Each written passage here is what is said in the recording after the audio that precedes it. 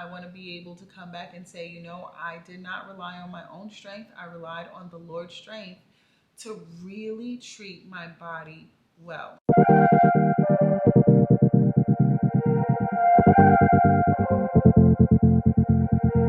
Hello, my sisters in Christ. How are you? Welcome to my YouTube channel. And if you're new, hey girl, welcome to my channel where we are all about spiritual growth and brightening our spiritual glow. Full transparency moment. I did not want to record this video. I honestly still don't even know how to record this video, but I don't have a choice because I put myself out there about a month ago and I gotta own up. I have not been consistent with my raw vegan plant-based lifestyle in about 5 weeks. Early August, I went to Charlotte with my family.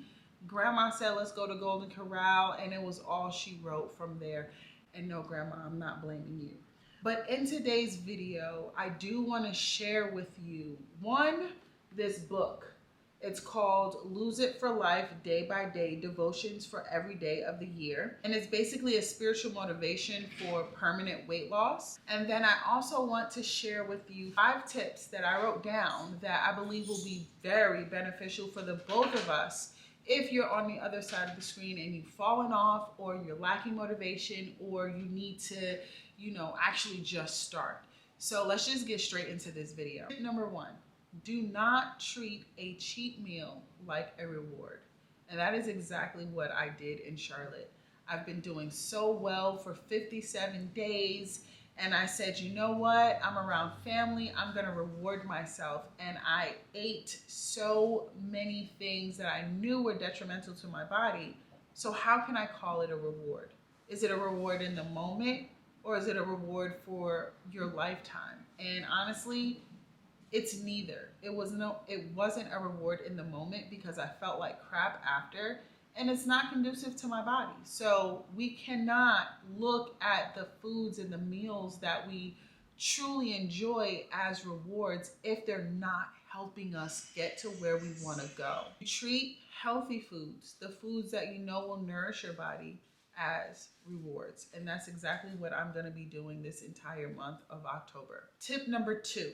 You need to be prepared. Rather that look like meal planning or meal prepping, you absolutely need to do this, especially in the beginning, in the early stages. A lot of times, especially over the past few weeks, I've been trying to get back on the horse, but I don't have a plan. I don't have the meals prepped. And so if I'm extremely hungry and I don't have anything prepped, I'm going to say, you know what? Let me just run to Target and grab some whatever that's not healthy for me because I just need something right now. That's not going to help me. That's not going to help my journey. That's not going to help anyone. And so I highly encourage you to take a day. For me, it's about to be today, right after this video, where I'm going to sit and say, okay, Alexia, what are we going to eat for the week? Write it out. Write the grocery list from that. Go to the store, go food shopping, and prepare everything. When you're doing plant-based and raw vegan, it's not like you have a bunch of cooking. Essentially, it's just chopping up all of your vegetables and making sure they're prepared for if you want to throw together a salad, if you want to throw together a fruit bowl, whatever it is, you're already prepared to do it. So that is my tip for the both of us starting today. Tip number 3. This lifestyle, honestly, you wouldn't think so because it feels like you're eating like a bird, but it can be extremely expensive. So I highly encourage you to do your research on cheaper ways to be able to stay consistent with this without breaking your pockets. So for us, when we first started this journey, we were buying the bags of salad, we were buying the pre-cut things, we were doing things to make life a little easier and comfortable for us, but we were running out of money so fast. So we had to put together a plan, like I just spoke about previously, to where we get the foods that are not pre-cut. So we get a whole thing of lettuce, we got a whole thing of onion, peppers, whatever the case. And you have to mentally prepare yourself to say, okay, I'm going to get the food and I'm going to cut it all up that day. Because essentially, when you don't, it sits in your refrigerator and now it goes bad. So not only did you pay all this money to buy the food, but you're wasting it because it's not prepared for you to readily eat. and then it goes to waste. So highly encourage you to find cheaper options on how you can get the healthier food for you, and then prepare yourself mentally to choose a day to go get it and prep it so you can just be prepared for your weeks. Tip number 4. I was thinking so much so about looking good rather than being healthy. And there are some people that do just want to look good, and great for them. But for me, I need to be healthy. Essentially, I did not feel good. You can look good all you want, but if you don't feel good, what are you truly gaining? I did not feel good. The brain fog, the fatigue, all the things, which is honestly what I'm dealing with right now, which is why I need to get back on the horse. But when you treat your body right and you become healthier, essentially you start looking better anyway. So change your mindset and change your perspective to be more on the path of just wanting to be healthier rather than wanting to look like what we see on social media. For those girlies, including myself, that may deal with the comparison and all the things. So that would be my tip number 4. Tip number 5 is you have to move your body. Now, even though I fell off for 5 weeks, I only gained about 5 pounds back out of the full almost 20 pounds that I lost. And that was simply because I was still moving my body. I'm still going to the gym. I'm still working out. If you're relying solely on just your foods and you fall off of your foods, now you're not doing anything. So continue to go to the gym, because even if it's going walking, move your body, because if you do happen to fall off, it'll take a lot longer for you to gain all the weight back from what you lost, or you won't gain any weight back if you're still moving your body. So my last tip is to get moving, even if it's a little difficult for you inside the kitchen, like it is for me. I have the motivation to get back in the kitchen, but I also still have the motivation to make sure that I am agile and that I have, endurance.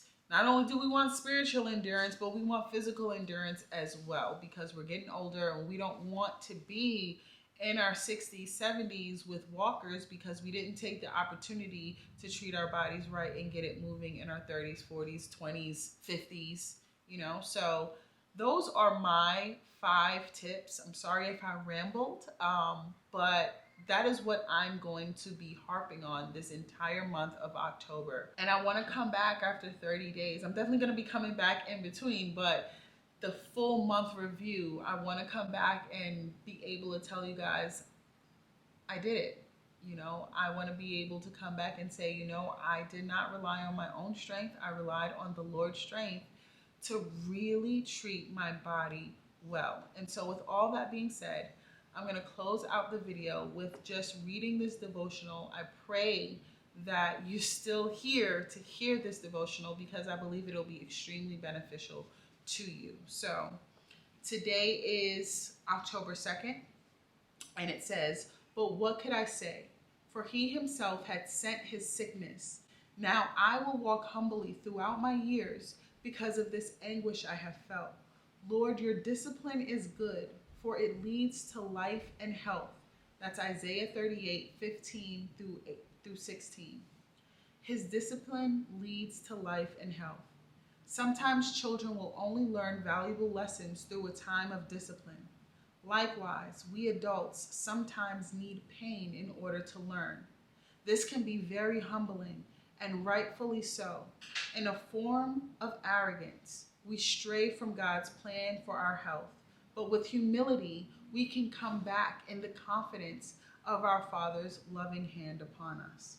After years of neglecting our body and personal care, we may now be in the good discipline of God. It may be a great struggle for us to return to health again. However, the moment we choose to embrace our need for his discipline, in the moment our life will begin to improve. We know God's guidance will lead us to life and well-being once more. If we will allow it to, all of our anguish will serve a positive purpose. Today, Lord, may I walk humbly with your guidance. So I pray that was a blessing to someone as it was for me. I definitely have more videos to come on my health and wellness. From my last video, I said I was going to share about the plant-based spaghetti that I made, but I did not feel comfortable sharing that without at least being open and vulnerable with you guys about where I am with this lifestyle now.